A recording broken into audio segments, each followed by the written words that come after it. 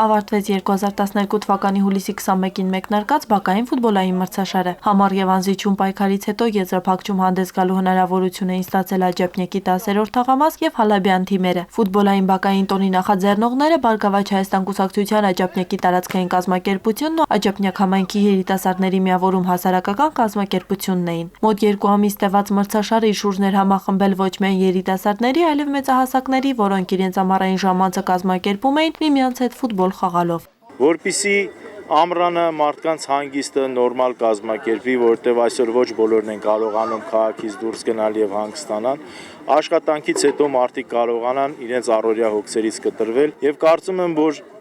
բոլորը գոհ մնացին, մոտ 2 ամիս խաղացին, հանգստացան եւ ամենակարևորը այստեղ պարտվողներ չեղան,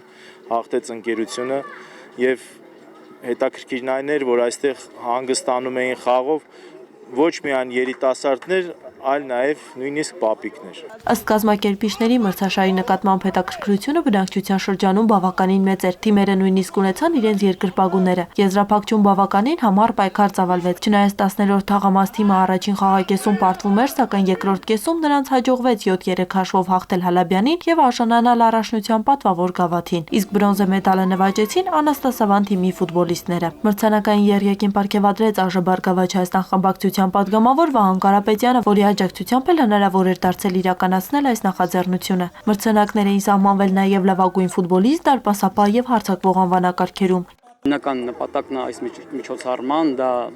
Աջափնյակ համայնքի երիտասարդներին պատանի ֆուտբոլիստների հայտնաբերում, նրանց ժամանցի ապահովում եւ ֆուտբոլ մարզաձևի քարոզում։ Մանկական մրցաշարերից նախատեսում ենք անցկացնել